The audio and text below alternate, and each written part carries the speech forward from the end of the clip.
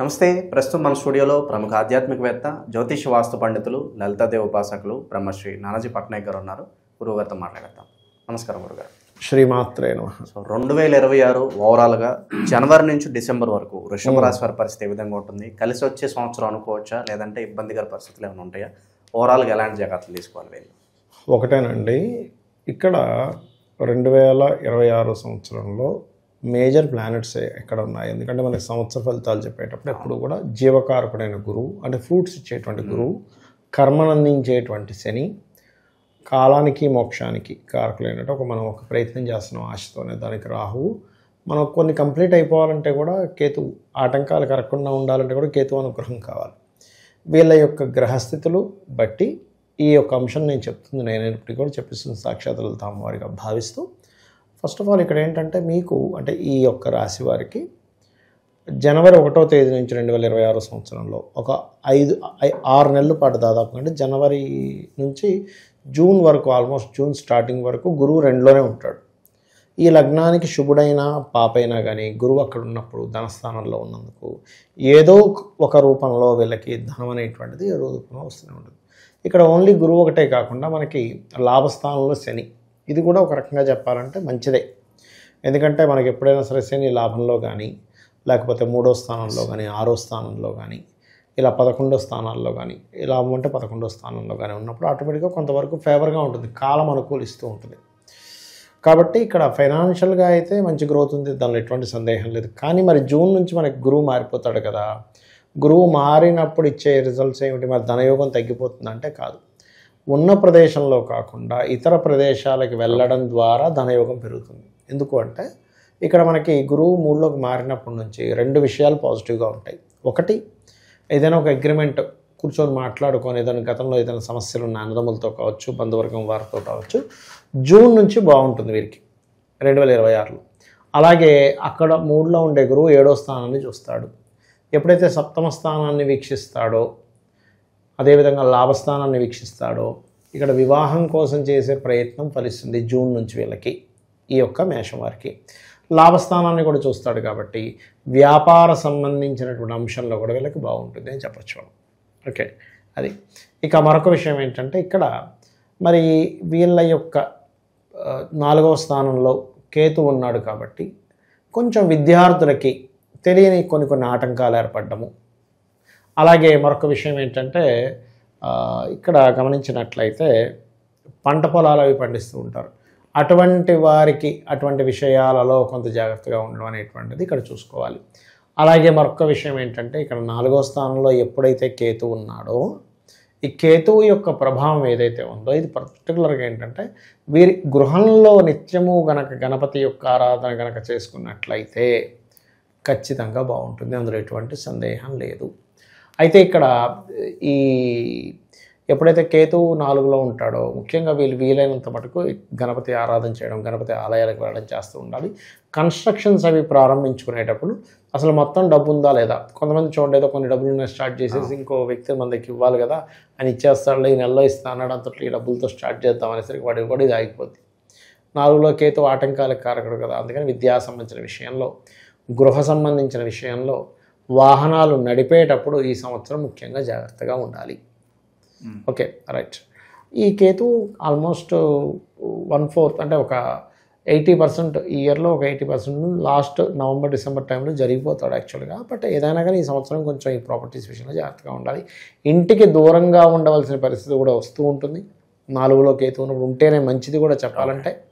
అలాగే ఈ సంతాన సంబంధించినటువంటి అంశాల్లో కూడా ఎలా ఉంటుంది ఏమిటి అనేటువంటి విషయం కనుక మనం చూసుకున్నట్లయితే ఇంప్రూవ్మెంట్గానే ఉంటుంది, ఏం భయపడాల్సిన పని ఏం లేదు. అదేవిధంగా మనం ఇందాక చెప్పుకున్నట్టుగా 7వ స్థానాన్ని గురువు చూస్తున్నాడు కాబట్టి వివాహ సంబంధించినటువంటి విషయంలో అనుకూలత. అదేవిధంగా వృషభం వారికి, మీరు వృషభం కావచ్చు, వృశ్చికం కానివ్వండి, మేషం కానివ్వండి, తుల కానివ్వండి, వీళ్ళకి ఎప్పుడు కూడా భాగస్వాములు ఎలా వస్తారంటే ఇద్దరి మధ్యన అట్రాక్షన్ వస్తుంది, అట్రాక్షన్ ఉండే వాళ్ళే వస్తారు. కానీ ఇక్కడ ఎప్పుడైతే లగ్న అధిపతి శుక్రుడై 7వ కుజుడు అవుతాడు, అట్రాక్షన్తో పాటు ఒకరు కొంచెం సున్నితంగా ఉంటే ఒకరు బాగా స్ట్రాంగెస్ట్ పర్సన్స్ వస్తారు, చాలా స్ట్రాంగ్గా ఉండేటువంటి తత్వం గల వాళ్ళు వస్తూ ఉంటారు. అది ఇంకొక విషయం ఏంటంటే 7వ అధిపతి ఎప్పుడైతే కుజుడయ్యాడో వీళ్ళకి వివాహం తర్వాత వీళ్ళ జీవిత భాగస్వామికి వేరే ప్రాంతానికి వెళ్ళడం కానీ ఇటువంటి యోగాలు కూడా కలుగుతాయి. అయితే దశమ స్థానంలో రాహు ఉన్నందుకు వీళ్ళకి కెరియర్ రిలేటెడ్ సంబంధించిన విషయంలో సాఫ్ట్వేర్ ఉద్యోగస్తులకి అనుకూలంగా ఉంది చెప్పాలంటే. అంటే ఉద్యోగం కోసం వేరే ప్రాంతానికి వెళ్ళడం కానీ, లేకపోతే వేరే దేశాలు, ఇప్పుడు అమెరికానే రావాలని రూల్ లేదు, ఆస్ట్రేలియా ఉంది, లండన్ ఉంది, రకరకాలు ఉన్నాయి.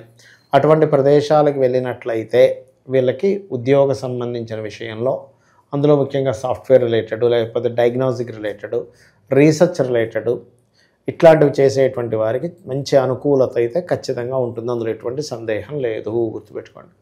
అలాగే మరొక విషయం ఏంటంటే, ఇక్కడ గమనించినట్లయితే ఇక్కడ ఈ కాంబినేషన్ ఏదైతే ఉందో, అంటే ఈ లగ్నం నుంచి సప్తమాధిపతి శుక్రుడు, అలాగే సప్తమాధిపతి కుజుడు, లగ్నాధిపతి శుక్రుడు, ఈ లగ్న సప్తమాల్లో శుక్ర కుజులు అధిపతులు అవుతున్నారు. కాబట్టి ఎవరికైనా ఈ జూన్కు మందే వివాహం అవ్వాలి అనుకునేటువంటి వారు కాస్త ఓం కామేశబద్ధ మాంగళ్య సూత్ర శోభిత కందరాయ నమః చేసుకోవడము.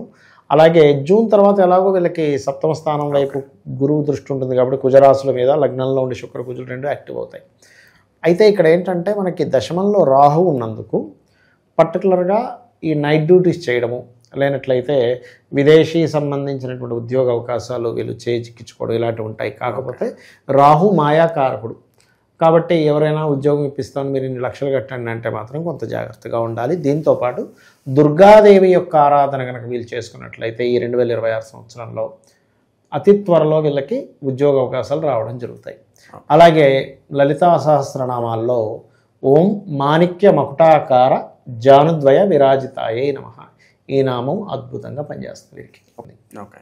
సో దూర ప్రయాణాలు చేసే వాళ్ళకి ఏదైనా సూచన ఉందా? దూర ప్రయాణాలు లాభదాయకంగానే ఉంటాయి అంటారు ఏదైనా పనితో మనం ముందుకెళ్ళినప్పుడు? ఈ సంవత్సరం చెప్పాలంటే గురువు 2లో ఉన్నందుకు, లాభస్థానంలో శని ఉన్నందుకు ఒక రకంగా పాజిటివ్గానే ఉంది వీళ్ళకి. ఇక దూర ప్రాంతాల కంటే వాట్ ఈస్ ద పర్పస్ అని తీసుకోవాలి మనం. ఉద్యోగం కోసం దూర ప్రాంతాలకు వెళ్తారు, మంచిదే, దానిలో ఎటువంటి ఇబ్బంది లేదు. అలా కాకుండా వ్యాపార సంబంధించిన విషయాల్లో వెళ్తున్నారు, మంచిదే. లేదు కాకపోతే కొంచెం స్ట్రెస్ ఉంటుంది, వ్యాపార స్థానంలో శని ఉన్నాడు కాబట్టి.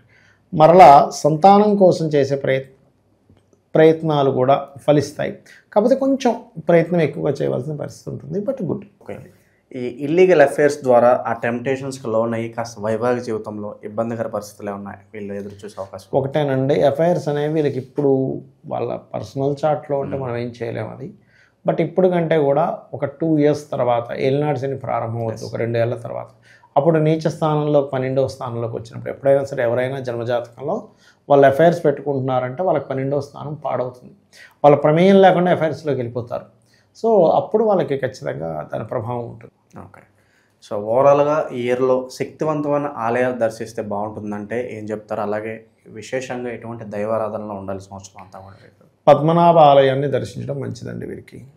ఒకటి విష్ణు ఆలయాలు అంటే వెంకటేశ్వర స్వామి, పద్మనాభ స్వామి ఆలయాలు, ఇవి దర్శించడం చాలా చాలా మంచిది. ఇంకా ఉద్యోగం కోసమే ప్రత్యేకంగా నేను ఎవరిని దర్శించాలి అంటే మనకి ఇక్కడ ఆంధ్ర తెలంగాణకి చూసుకున్నట్లయితే కనకదుర్గ ఆలయం విజయవాడ, ఎందుకంటే రాహు దశమంలో ఉన్నాడు కాబట్టి దుర్గాదేవి యొక్క అనుగ్రహం ఉంటే రాహు ప్రభావం పాజిటివ్గా ట్రిగర్ అవుద్ది, కాబట్టి ఆలయానికి వెళ్ళడం మంచిది. ఓకే. ఓవరాల్గా 2026 వృషభ రాశి వారు ఎటువంటి జాగ్రత్తలు తీసుకోవాలి, ఎలాంటి పరిస్థితులు రాబోతున్నాయని అద్భుతంగా వివరించారు. ధన్యవాదాలు. శ్రీమాత్రే నమః.